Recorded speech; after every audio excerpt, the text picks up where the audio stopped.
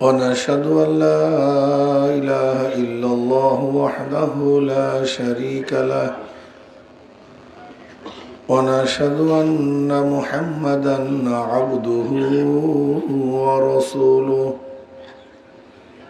أما بعد فأعوذ بالله من الشيطان الرجيم بسم الله الرحمن الرحيم يا أيها الذين آمنوا صلوا عليه وسلموا تسليما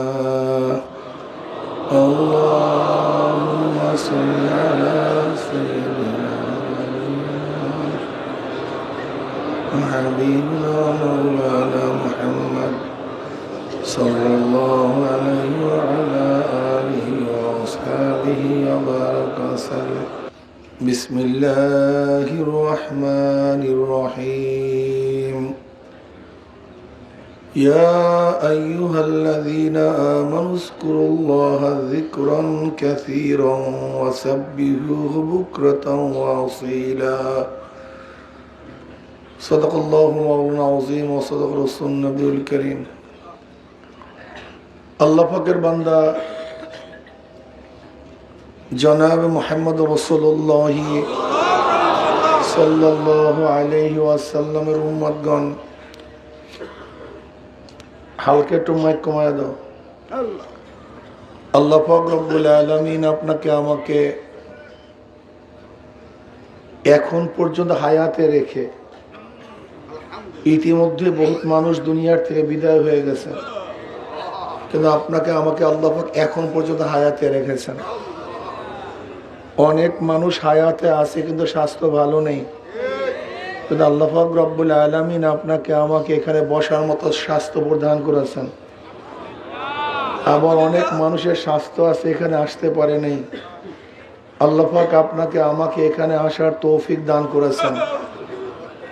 আবার অনেক মানুষ চরমনাইতে আসছে কিন্তু এই মাজলিস শেষে শরীক হওয়ার তৌফিক হয় নাই, আল্লাহ পাক আপনাকে আমাকে শরীক হওয়ার তৌফিক দান করছেন। অনেক মানুষ চরমনাইতে আসছে, জামাতে যখন নামাজ চলছে তারা ঘুরছে, জামাতে নামাজ পড়তে পারেনি,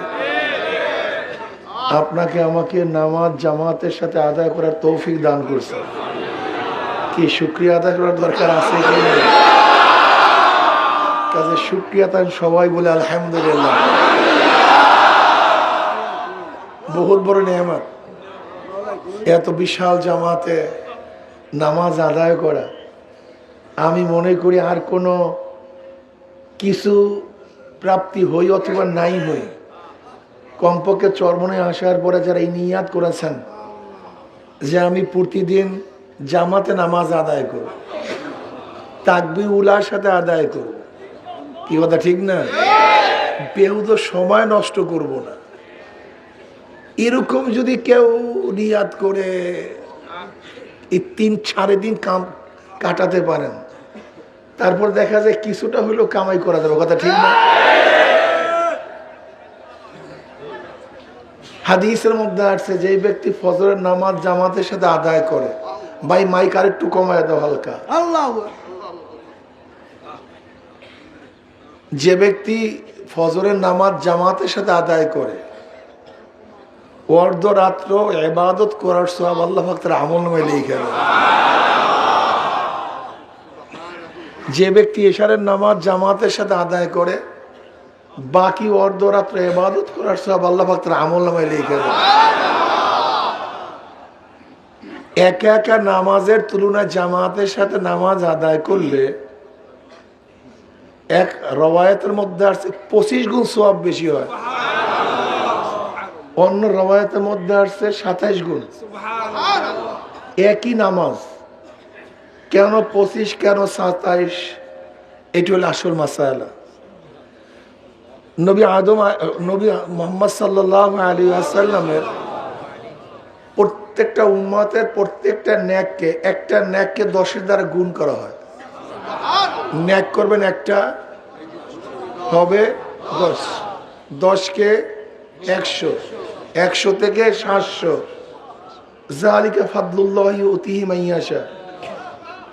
আল্লাহ পাক যাকে বেশি দিবেন, কত দিবেন, এইটি হলো মূল প্রশ্ন। ঘটনা কি, কার ন্যাক মারবে কার ন্যাক মারবে না, এইটা যদি একবার বুঝে আসে তাহলে আমরা কামিয়াব হয়ে যাব।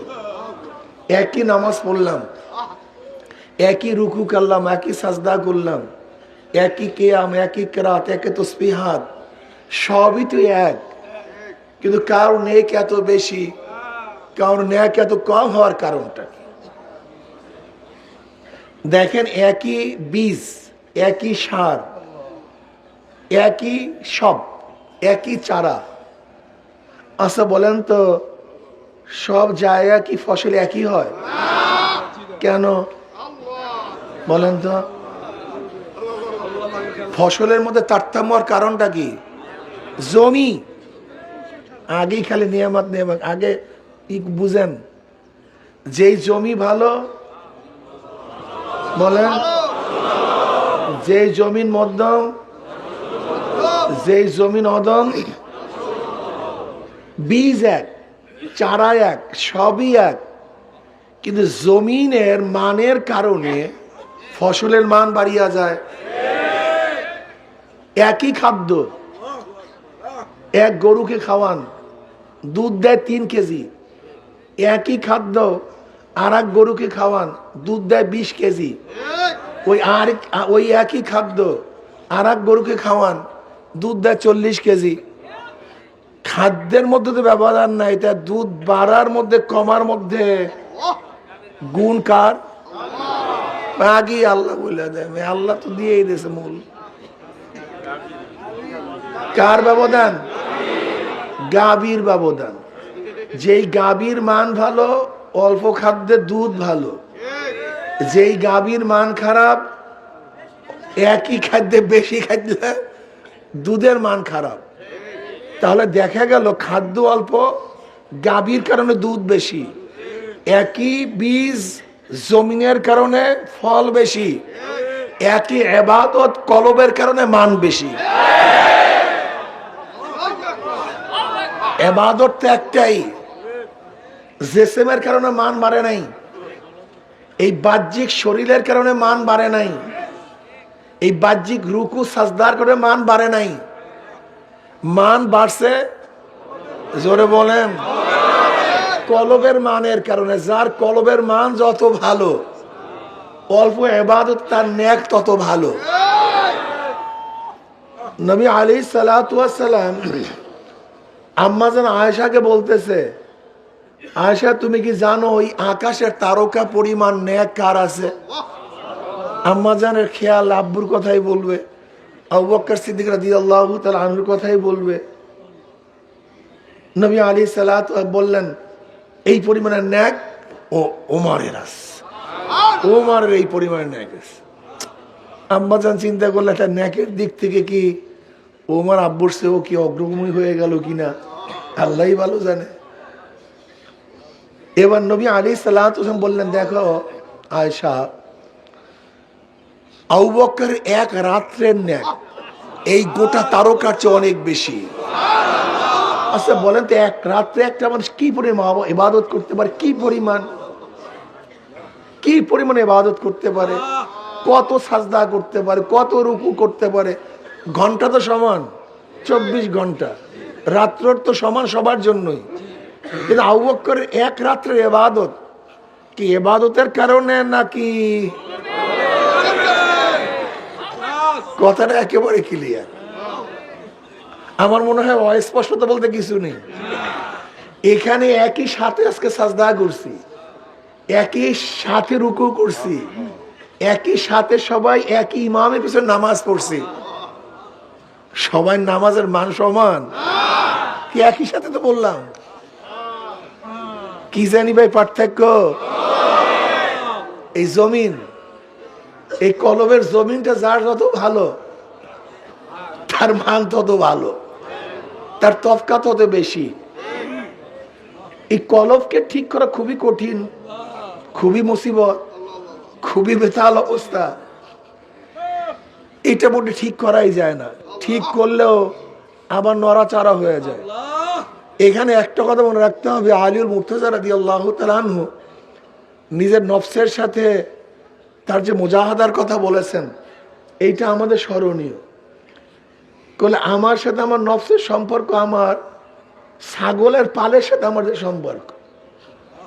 ছাগলের পাল আমি অনেক কষ্ট করে জোগাড় করি, একত্রিত করি, আবার কিছুক্ষণ পর কি কথা হয় না কেন, নাকি একই জায়গায় থাকি, আবার কষ্ট করে একত্রিত করি, আবার একত্রিত করি, এই একই হালাত। দেখবেন আপনি সাধনা করে চেষ্টা করে অনেক কষ্ট করে মোটামুটি নফসটাকে একটু কন্ট্রোলে আনছেন, আবার দেখবেন সে দৌড়াবো। এই দেখবেন নেকের কাজ করা শুরু করছে, আবারও দেখবেন সব বাদ, আবার গুনার কাজ শুরু হয়ে গেছে। এটা হলো আমার সাথে নফসের সম্পর্ক। এর জন্য মৃত্যুর আগ পর্যন্ত কাজ, কথা বলেন না কেন, বলেন সবাই, মৃত্যুর আগ পর্যন্ত। এমন না যে আপনি প্রথম বছর তরিকায় যেদিন মুরিদ হয়েছেন একেবারে সাধনায় উল্টায় ভালাইছেন, এখন সব বাত, এটা হবে না, এটা হওয়ার মতো না। নফস এমন একটা জিনিস, এইটা এমন না যে আপনি একবার দমন করছে সে দমন হয়ে গেছে, ব্যাপারটা এরকম না। বুজুর্গানি দিন বলেন নফসও কোনোদিন মরে না। এটা হলো শীতের সময় সাপের মতো। কিসের মতো ভাই? শীতের সময় সাপ, প্রচন্ড শীতের কারণে সে দুর্বল হয়ে থাকে, একেবারে কিচ্ছু না, মনে হয় ফোসফাস কিচ্ছু করে না। তুমি ভাবিও না সে ভালো হয়ে গেছে, ভদ্র হয়ে গেছে, এটা ভাবিও না। ও একটু রৌদ্র তাপ পড়লেই কিন্তু আবার ফোস করে উঠবে। এই নফসের অবস্থাই এই।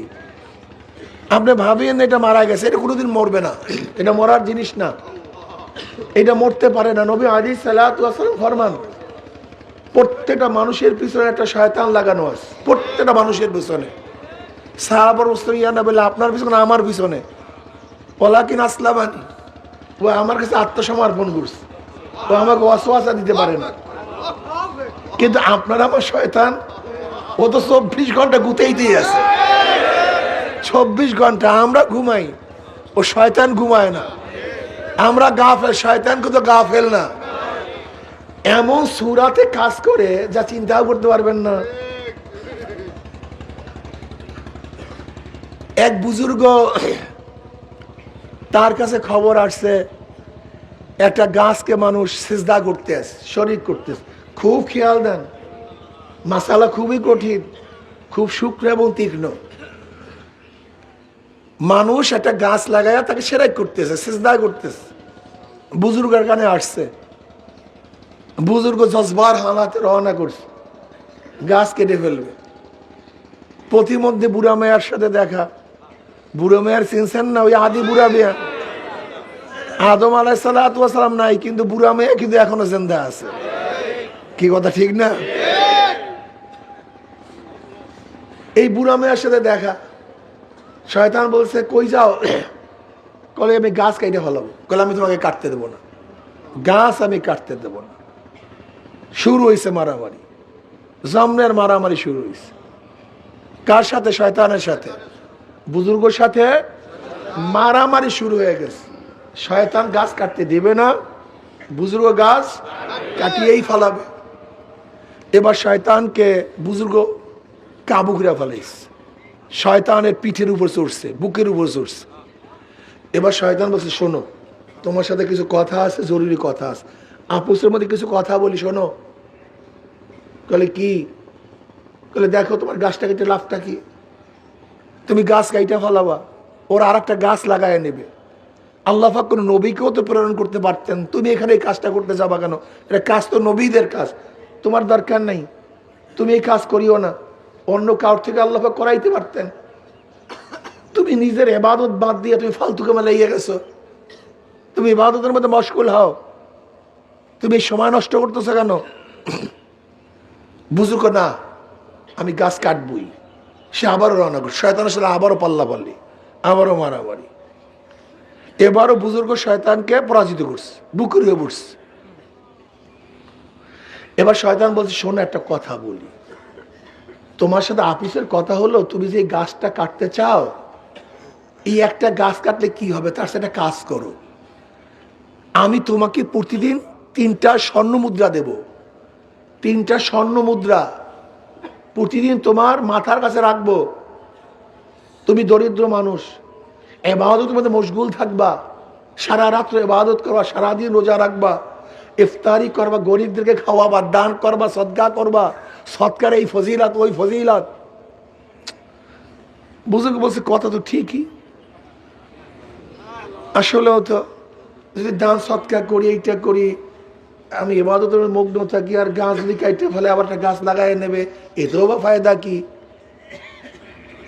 বুজুর্গ আফিসের মধ্যে রাজি হয়ে গেছে, কলে তোমার প্রস্তাব খুব সুন্দর, ঠিক আছে, তোমার প্রস্তাব খুব সুন্দর।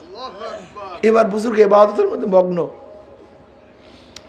সারা রাত্রে ইবাদত করছে, বিশ্রাম করছে, সকালে উঠিয়া দেখে যে 3টা স্বর্ণ মুদ্রা বালিশের নিকটে। বুজুর্গ নিজেও খাইলেন, গরিব আত্মীয় স্বজনকে দান করলেন, সবাইকে বিলাইলেন, সৎকা করলেন, খুবই ভালো। দ্বিতীয় দিন থেকে একই বলে, বেশ ভালো কথা, পরেশানি নেই কোনো, আমার এখন আর রিজেক তালাশের পরেশানি নেই, আমি ইবাদতের মধ্যে মগ্ন, খুব খুশি। দ্বিতীয় দিনও দেখে মাথার কাছে তার দেড়হাম ঠিক আছে, দিনার ঠিক আছে। তৃতীয় দিন দেখে টাকা নেই, মেজাজ খারাপ, তুমি আমাকে ধোকা দিচ্ছ। এবার আবারও রওনা করছে গাছ কাটার জন্য। প্রতিমধ্যে ইবলিসের সাথে দেখা, কি কোথায় যাও? বলে গাছ কাটবো। বলে কাটতে দেবো না। বলে না, আমি কাটবই না, কাটতে দেবো না। শুরু হয়েছে মারামারি। মারামারির পরে এবার ইবলিস বুজুর্গকে পরাজিত করছে। এবার বুজুর্গর বুকের উপরে ইবলিস বসছে।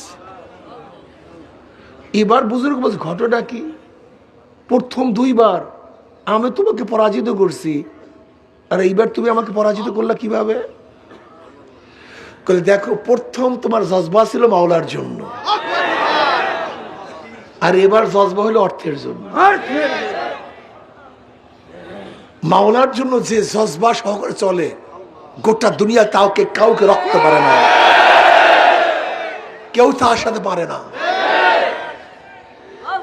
আর যখন দুনিয়ার লোভ চলে আসে, তখন সেও কাউর সাথে পারে না। হুব্বুদ দুনিয়া রাসুকুল্লি খতিয়া।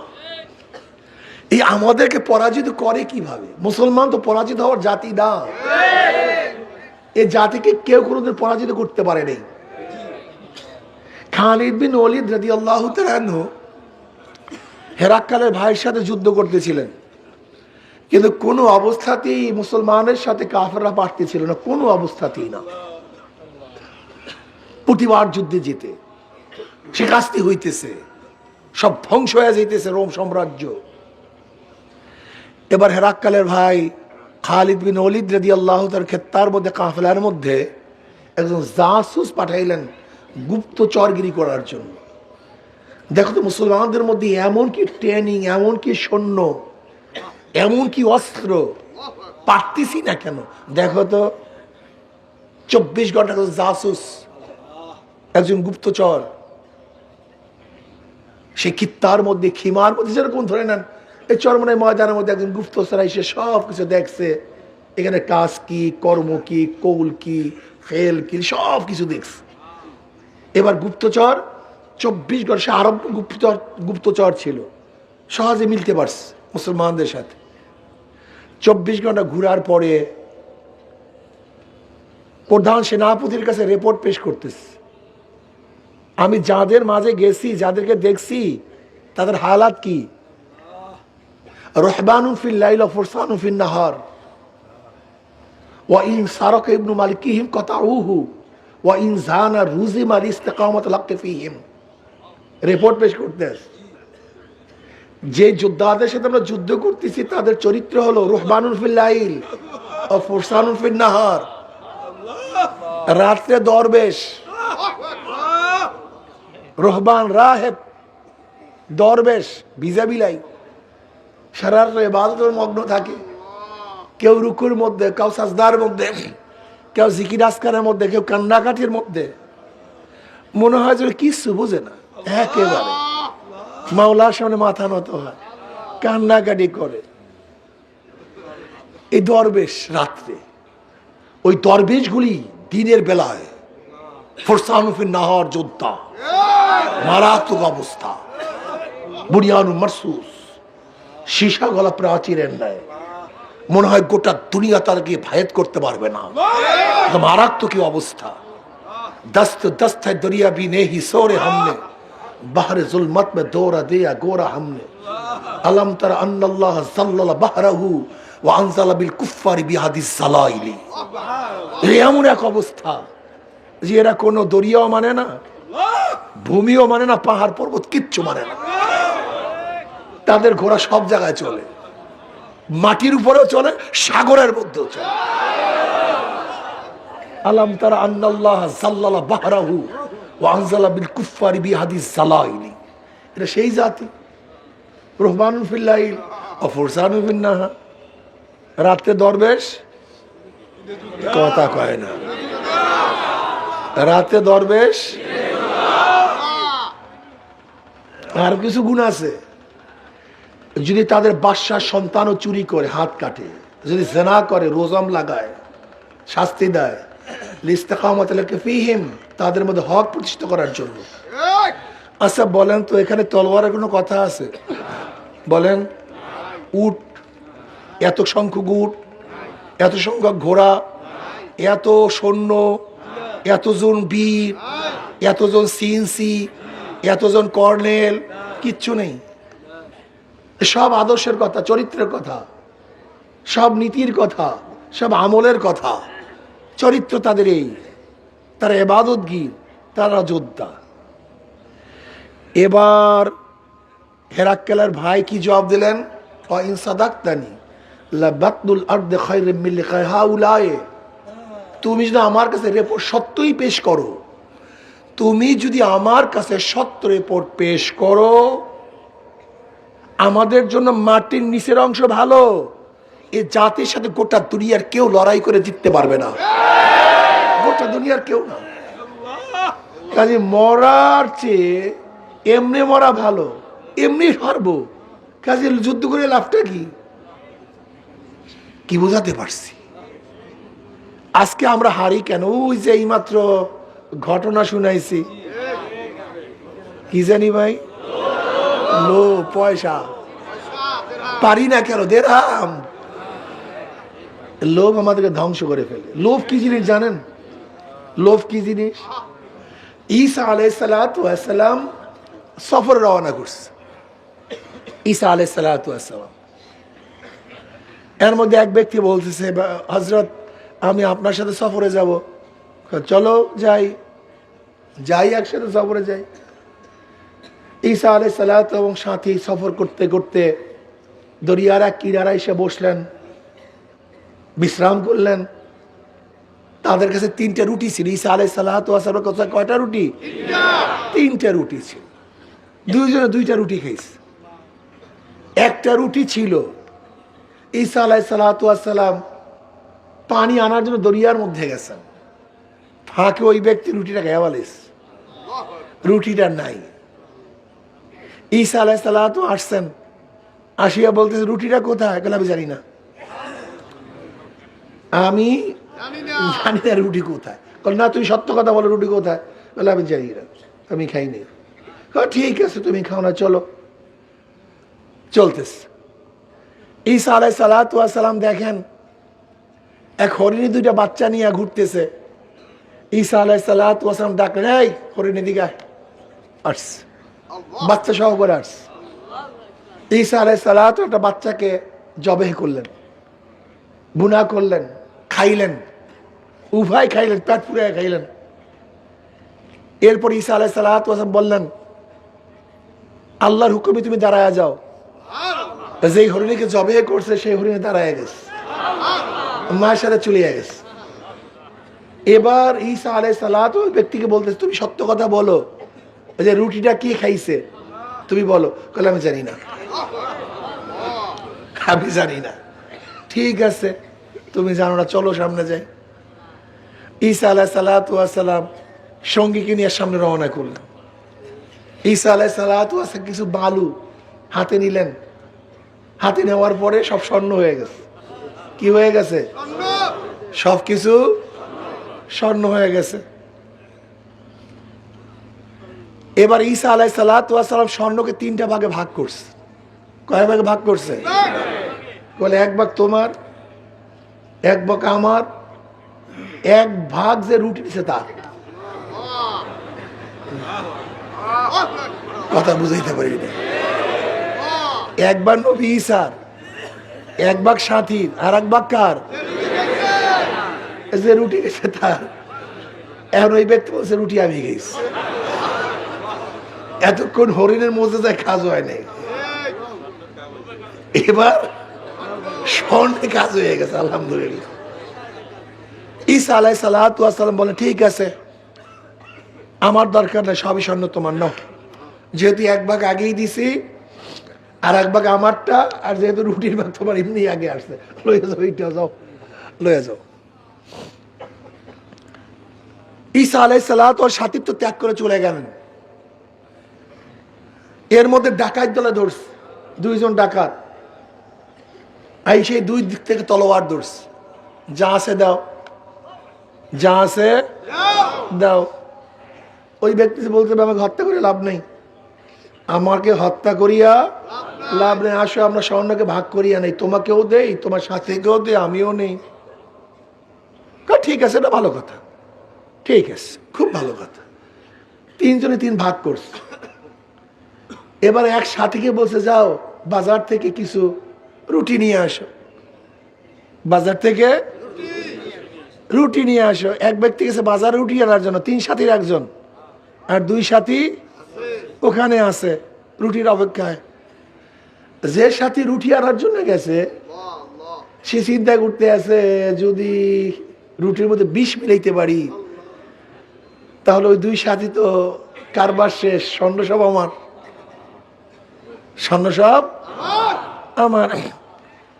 যেই ধারণা সেই অনুযায়ী কাজ, বাস 2 সাথীর জন্য রুটির মধ্যে বিষ মিলাই দিস। ওইদিকে ওই 2 সাথী তারা চিন্তা করতে আছে যে স্বর্ণ উকি দিয়া লাভটা কি, আমরা যেহেতু 2 জন আছি, আমাদের 2 জনের সাথে ওই একা পারবে না। ওই 2 সাথে পরামর্শ করছে যখনই আমার রুটিওয়ালা সাথী আসবে আমরা 2 জন তাকে হত্যা করব, তখন স্বর্ণের ভাগ 3টা হবে না, 2টা হবে। ওইদিকে ওই সাথে পরামর্শ করছে ওই 2 জনকে মারার জন্য, আর এই 2 সাথী পরামর্শ করছে ওকে মারাবার জন্য। যেই পরামর্শ সেই অনুযায়ী কাজ। যখনই রুটিওয়ালা সাথী আসছে ওই 2 সাথে মিলে একসাথে হত্যা করছে। রুটির মধ্যে কি ছিল? হত্যা করার পরে 2 সাথে রুটি খেয়েছে। এখন তাদের অবস্থা কি? একই দরজা, একই রাস্তা, 13 জন শেষ, স্বর্ণের জায়গায়। ঈসা আলাইহিস সালাতু ওয়াস সালাম সেই পথ থেকে যাচ্ছিলেন, দেখেন ব্যক্তি 13 জন শেষ, কিন্তু স্বর্ণের জায়গায় আছে। এই হলো দুনিয়া, এই হলো দুনিয়ার হাকিকত। আমরা 24 ঘন্টা জানিয়া মারামারি করি, তার জায়গায় আছে, অথচ আমরা শুধু বিদায় হইতে আছি। একের পর এক আমরা বিদায় হইতেছি। নবী আলাইহিস সালাতু ওয়াস হাদিসের মধ্যে ফরমান, মানুষ বুড়া হয় 2টা জিনিস জুয়ান হয়। মানুষ জুয়ান হয় 2টা জিনিস। মানুষ বুড়া হয় কিন্তু তার মালের লোভ, আরো টাকা চাই, আরো অর্থ চাই, আরো জায়গা চাই, আরো জমিন চাই। এই বেচারার মধ্যে কোনো হুশই নাই।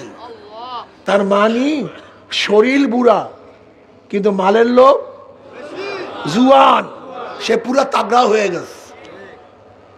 নবী আলাইহিস সালাতু ওয়াস সালাম আর একটা কি? তার হায়াতের লোভ, আরো বাঁচতে চাই, আরো বাঁচতে চাই। অথচ আল্লাহ ওয়ালাদের এই হায়াতের টেনশন নেই। বদরুদ্দোজা চৌধুরী যিনি প্রেসিডেন্ট ছিলেন, বড় ডাক্তার, দাদা জানোর চিকিৎসা করেছেন, আব্বা জানোর চিকিৎসা করেছেন। আব্বা জান রহমত যখন অসুস্থ ছিলেন, বদরুদ্দোজা চৌধুরী সাহেব উনি একটা মন্তব্য করছেন যা স্বর্ণাক্ষর লেখার মতো।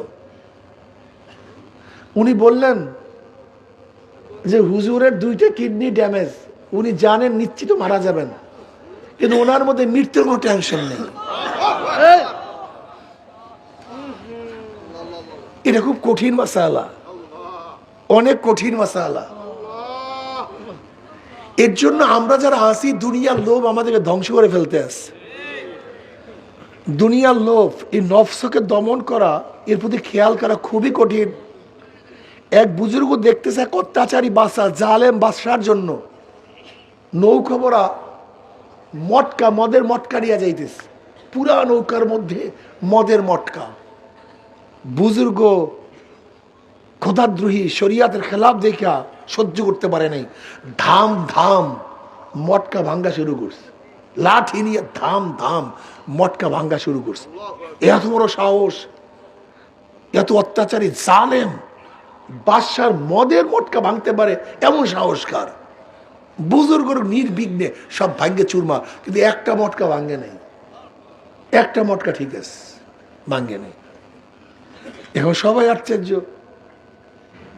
এই খবর গেছে অত্যাচারী বাচ্চার কাছে, বাদশাহ টেনশনে পড়ছে, এত সাহসকার আমার রাজ্যের মধ্যে আমার মদের মটকা ভাঙতে পারে, ব্যক্তি কি আনো তো, ডাকস। ঘটনা কি তোমার মদের মটকা ভাঙলা কেন? বলে জজ ভাই, হারাম কাজ দেখে সহ্য করতে পারিনি, ভাঙ্গা ভালাইছে। তুমি এই ভালো কথা, সব মটকা ভাঙছো, কিন্তু একটা মটকা বাকি রাখলা কেন? ভাঙলা তো সবই জজ ভাই, ভাঙবা, একটা বাকি কেন? এবার জবাবটা খুব চমৎকার। দেখো, আমি যখন মটকা ভাঙতেছিলাম, হঠাৎ আমার মধ্যে একটু ওজব চলে আসছে, আমি ভালো কাজ করতে আসছি, অনেক দামি কাজ করতেছি, আমাকে মানুষ প্রশংসা করতে আসছে। এর জন্য চিন্তা করছি, মনে হয় আল্লাহর জন্য আমি কাজ করতেছি না, এর জন্য আমি ওই একটা মটকা ভাঙ্গি নেই। আমার মনে হয় আল্লাহর জন্য হইতো না, আমার নিজের নফসের গরজে হইতো। তখন ওই বাদশা বলতেছে, এ ব্যক্তিকে ছেড়ে দাও, ঈমানের তাকিদে এই কাজ করছে। মাসালা খুবই কঠিন।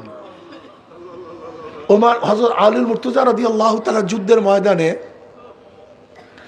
এক ব্যক্তিকে শোয়া ফেলাইছে, তলোয়ার দিয়ে কতল করবে, হত্যা করবে। হঠাৎ ওই ব্যক্তি থুক মারছে, আলী রাদিয়াল্লাহু তাআলা তাকে ছেড়ে দাঁড়ায় গেছে।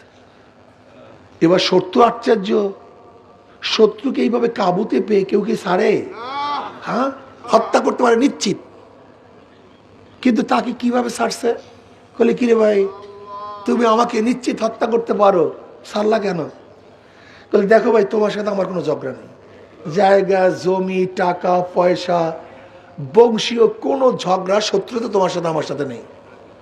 তোমার সাথে আমার ঝগড়া হলো, তুমি আল্লাহর দুশ্মন, এই জন্য আমারও দুশ্মন। তুমি আল্লাহর শত্রু, আমারও শত্রু। যেহেতু তুমি আল্লাহর নাফরমান, এর জন্য তোমার সাথে আমার শত্রুতা। আমার নিজের গরজ আমি তোমাকে হত্যা করি না, কিন্তু যখন তুমি আমাকে থুক মারছো, আমার মধ্যে রাগ চলে আসছে। আল্লাহ না করুক, এখন যদি আমি তোমাকে হত্যা করি, তাহলে ইল্লাহাতান হবে না, মনে হয় আমার রাগ বিস্তৃত হয়ে যাবে। আল্লাহ যদি কিয়ামতের ময়দানে প্রশ্ন করে, আমার বান্দাকে হত্যা করলি কেন, আমি কি জবাব দেব? বলে, এইটাই ইসলাম? বলে, এইটাই ইসলাম। কারণ আমাকে কলেমা পড়াও।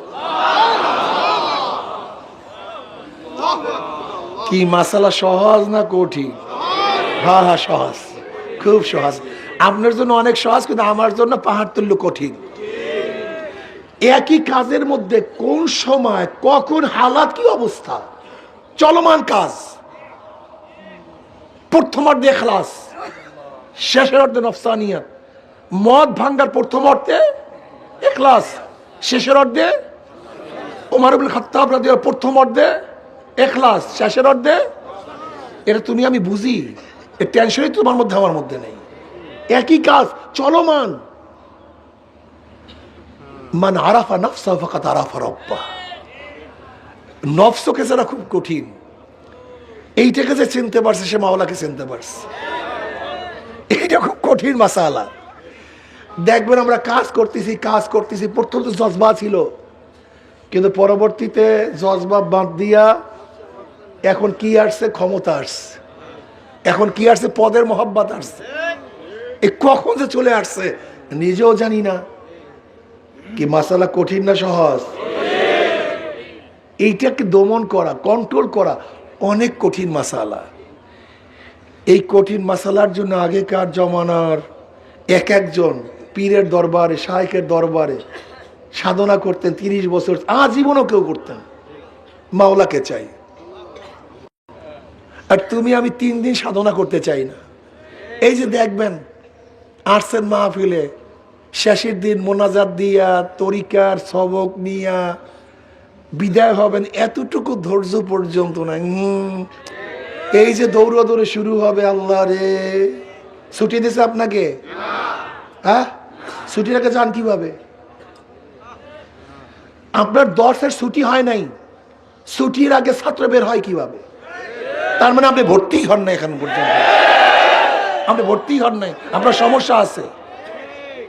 এটা তো ক্লাস, আগেই বলছে একটা স্থায়ী মাদ্রাসার ব্রাহ্মণ মাদ্রাসা, এটা তো মাদ্রাসা। তো এখানে ভর্তি হয়েছে, ওস্তাদরা পড়াইতেছে, আমরা কি করি এখন এই বৈশা?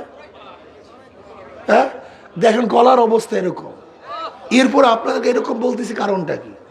এখানে আসছি কিছু শিক্ষার জন্য, ওস্তাদগণ পড়াইতেছে, রীতিমতো বয়ান চলতেছে, এটা ক্লাস চলতেছে, আপনাকে ছুটি রাখে আমরা যান কিভাবে?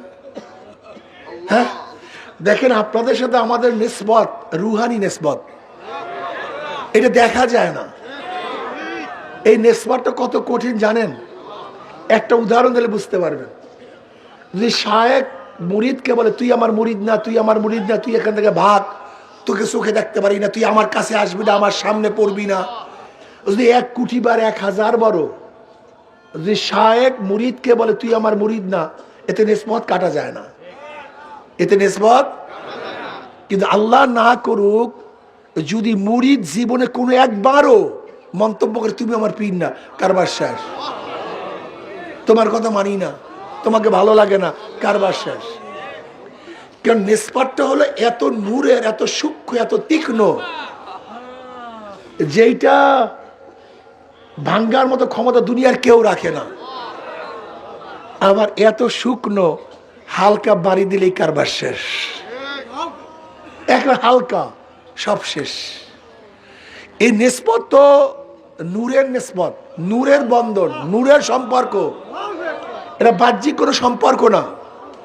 মুরিদ মানি কি? মুরিদ কাকে বলা হয়?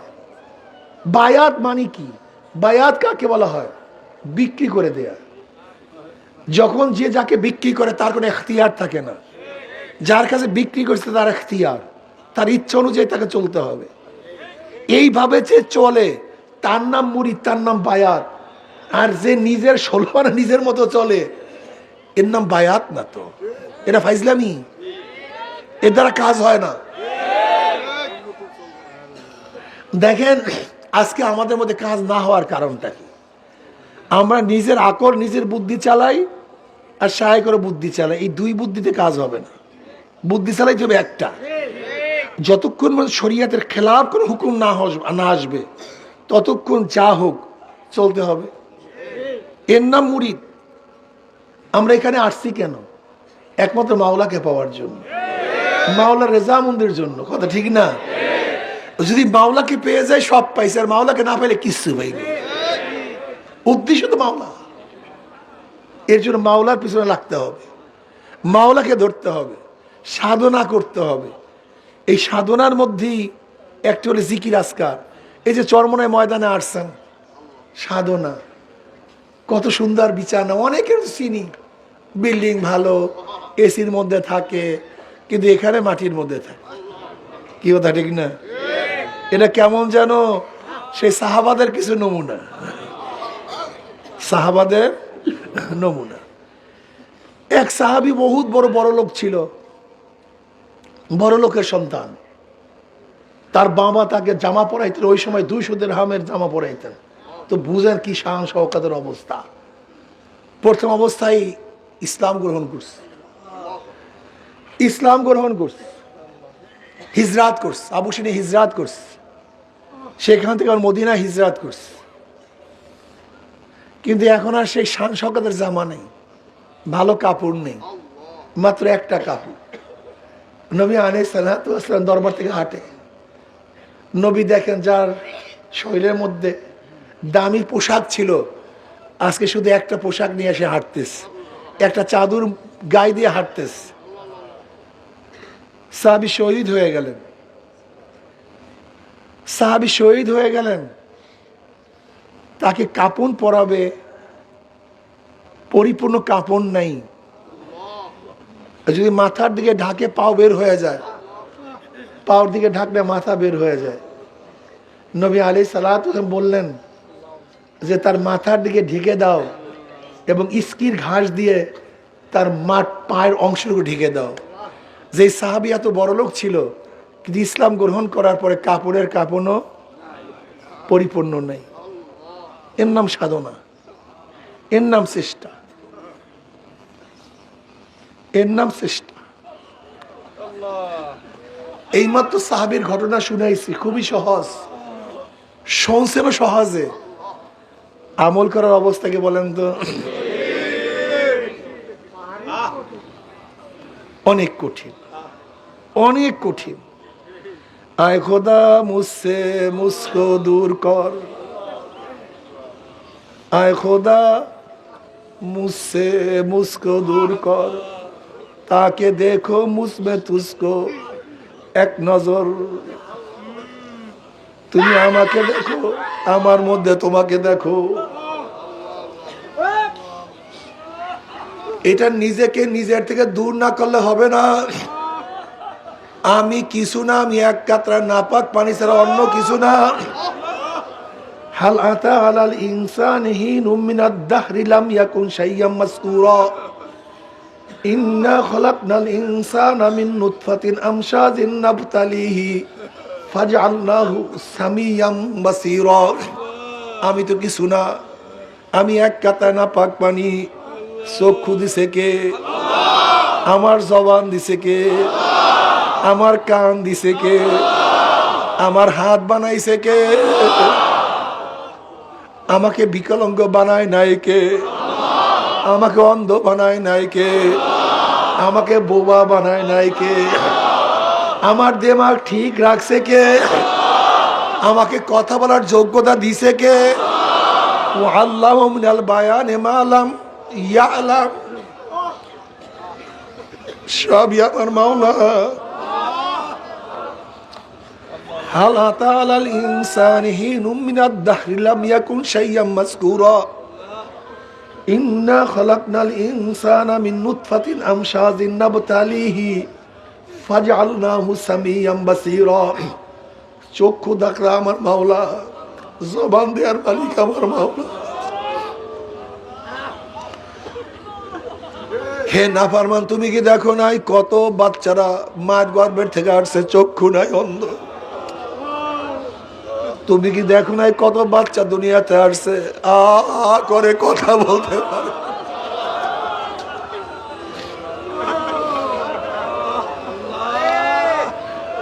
তুমি কি দেখো নাই কত বাচ্চা আসছে এরকম বেকাইয়া বেকাইয়া হাঁটতে পারে না?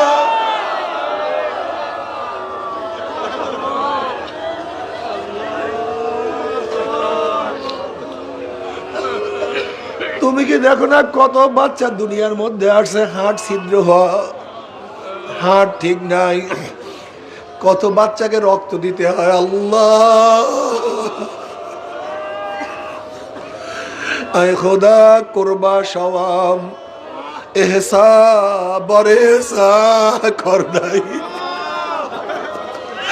আয় খোদা করবা সওয়াব এহসা বরেসা কর নাই।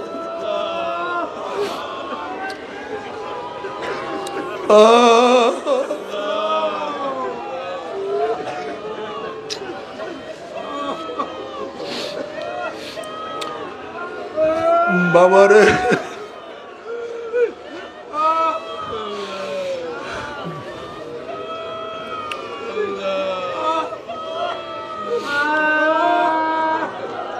নবী আলাইহিস সালাতু ওয়াস সালাম ফরমান ওয়ান আবি হুরায়রা রাদিয়াল্লাহু قال قال رسول الله صلى الله عليه وسلم ينادي منادي يوم القيامة أين أولو الألباب قال رسول الله صلى الله عليه وسلم قالوا صحابة প্রশ্ন أي أولي الألباب تريد قال رسول الله صلى الله عليه وسلم الذين يذكرون الله قياما وقعودا وعلى جنوبهم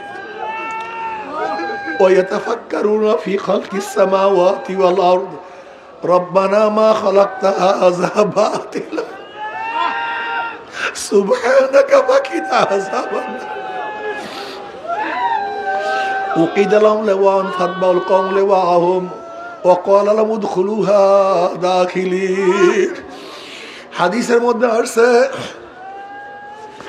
নবী আলাইহিস সালাতু ওয়াস সালাম ফরমান কিয়ামতের ময়দানে ঘোষণা দিবে বুদ্ধিমানরা কোথায় আইয়া উলিল আলবাব বুদ্ধিমানরা কোথায় সাহাবারা প্রশ্ন করে ইয়া নবী আল্লাহ কারা বুদ্ধিমান এবার নবী আলাইহিস সালাতু আয়াত তেলাওয়াত করেন আল্লাযীনা ইয়াযকুরুনা আল্লাহা কিয়ামান ওয়া কুউদান ওয়া আলা যুনুবিহিম ওয়া ইয়াতাফাক্কারুনা ফি খালকিস সামাওয়াতি ওয়াল আরদ ওয়া ইয়াতাফাক্কারুনা ফি খালকিস সামাওয়াতি ওয়াল আরদ আমার মাওলার সৃষ্টি আমার মাওলার আসমান আমার মাওলার জমিন আমার মাওলার চন্দ্র আমার মাওলার সূর্য ওয়াফি আনফুসিকুম আফালা তুবসিরুন আমার মাওলা বলে আমি তো তোর মধ্যে আছি তুই কেন দেখো না আমার মাওলা আমাকে কেমনে সৃষ্টি করছে কিভাবে আমার মাওলা বানাইছে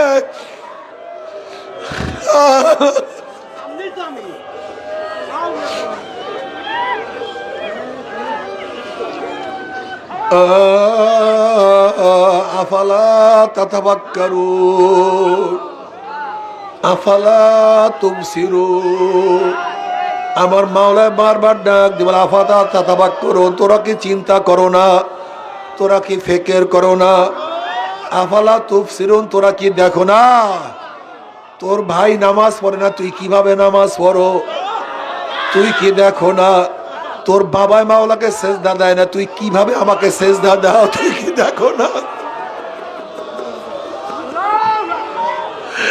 তুই কি দেখো না তোর বাবার চেহারা দাড়ি নাই তুই সন্তান হইয়া দাড়ি কিভাবে রাখছো আফালা তাতাফাক্কারুন তুই কি একদিনও চিন্তা করো না তুই আমি মাওলার সামনে দাঁড়াও তোর সাথী কেন দাঁড়াইতে পারে না তুই কি একদিনও চিন্তা করো না তোর চোখে পানি তোর সাথীর চোখে পানি নাই কেন তুই কি একদিনও চিন্তা করো না তোর জমানায় জিকির তোর সাথীর জমানায় জিকির নাই কেন আফালা তাতাফাক্কারুন আফালা তুবসিরুন তোরা কি দেখো না সব আমি মাওলার খেলা সব আমি মাওলা সব আমি মাওলা আমার মাওলা তুমি আমার মাওলা তুমি আমার মাওলা আল্লাহ নিজের হাতে তোমার বান্দাকে বানাইয়া তুমি কিভাবে জাহান্নামে ফালাবা নিজের হাতে বানাইয়া আল্লাহ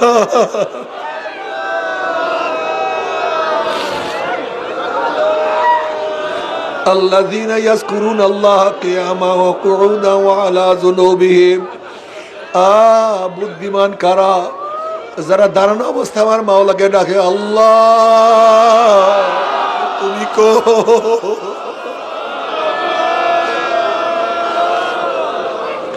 আবার বসা অবস্থায় আমার মাওলাকে ডাকলে আল্লাহ আবার শো অবস্থায় ডাক দে আমার মাওলা ওরে আমার আল্লাহ আল্লাযীনা ইয়াযকুরুনা আল্লাহা কিয়ামান ওয়া কুউদান ওয়া আলা যুনুবিহিম তারা সব সময় আমার মাওলাকে ডাকতে থাকে আল্লাহ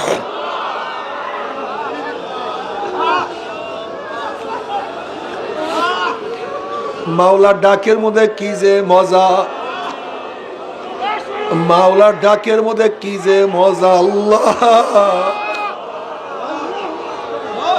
নবী ইব্রাহিম আলাইহিস সালাতু ওয়াস সালামকে আল্লাহ পাক যখন খলিলুল্লাহ ডিক্লার দিলেন, খলিলুল্লাহ সে আমার বন্ধু, ফেরেশতারা বললে আল্লাহ তুমি একজন মানুষকে তুমি খলিলুল্লাহ বানাইলা, তোমার বন্ধু বানাইলা, কলে যা পরীক্ষা কর, যাইয়া পরীক্ষা কর।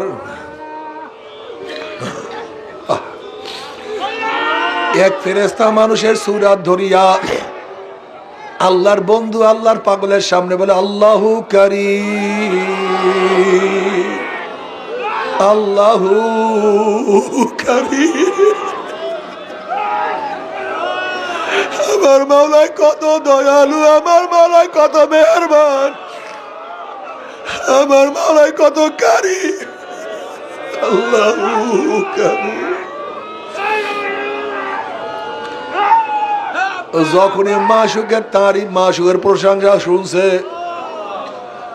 ইশকের মধ্যে জোশ মারছে, মহব্বতের মধ্যে জোশ মারছে, বলে ভাই তুমি কে? এটা আমার মাশুকের নাম, আর একবার বলো, আর একটা বার ডাক দাও না, আমার কাছে খুবই ভালো লাগে, একটু ডাকো।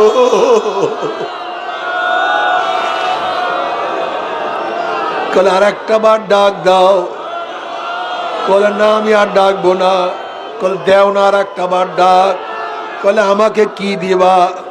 বলে দেখো আমার যতগুলি বকরি আছে সব বকরি আমি তোমাকে দিয়া দিলাম, আর একটা বার মাওলাকে ডাক দাও। এবার ওই ফেরেশতা আবারও ডাক দিয়েছে আল্লাহু কারীম, মান আহাব্বা শাইআন আকসারা যিকরাহু, যে যাকে মোহাব্বত করে তার স্মরণও বেশি করে। তার মধ্যে মোহাব্বত আরো জোশ মারছে, আবারও জোশ মারছে। বলে আর একটা বার ডাক দাও। বলে আমাকে কি দিবা? বলে দেখো আমার যা বকরি আছে সব দিয়া দিলাম, এবার আমার যত গরু আছে সব তোমার, আর একটা বার ডাক দাও। আবারও যখন ডাক মারছে আরো পাগল পাগল হয়ে গেছে। বলে আর একটা বার তুমি আমার মাওলাকে ডাক দাও। বলে কি দিবা? বলে আমার যত উট আছে সব তোমাকে দিয়া দিলাম, আমার মাওলাকে আবারও ডাক দাও। এবার ফেরেশতা আবারও ডাক মারছে, মোহাব্বতের মধ্যে আবারও জোশ মারছে। যেরকম দেখবেন বাচ্চা যখন ওয়া ওয়া ওয়া ওয়া শুরু করে, বাচ্চা ওয়া ওয়া ওয়া ওয়া ওয়া ওয়া করে, ওদিকে মায়ের মোহাব্বতে জোশ মারা শুরু করিয়া দেয়। বাচ্চা ওয়া ওয়া করে, বাচ্চা ওয়া ওয়া করে, মায়ের মোহাব্বতের মধ্যে জোশ মারা শুরু করিয়া দেয়। ইব্রাহিম নবী আলাইহিস সালাতু ওয়াস সালাম মোহাব্বতের মধ্যে জোশ মারা শুরু করিয়া দিছে। এবার বলে তুমি আমাকে কি দিবা? এবার ইব্রাহিম আলাইহিস সালাতু ওয়াস সালাম বলে দেখো আমার যাহা কিছু সবই তোমাকে দিয়া দিলাম, তোমার গরু ছাগল পালার জন্য রাখালের প্রয়োজন, আমি জীবনভর তোমার রাখাল হইয়া যাব, তোমার রাখালই করব, জীবনভর তোমার গোলামি করব। আর একবার মাওলাকে ডাকো।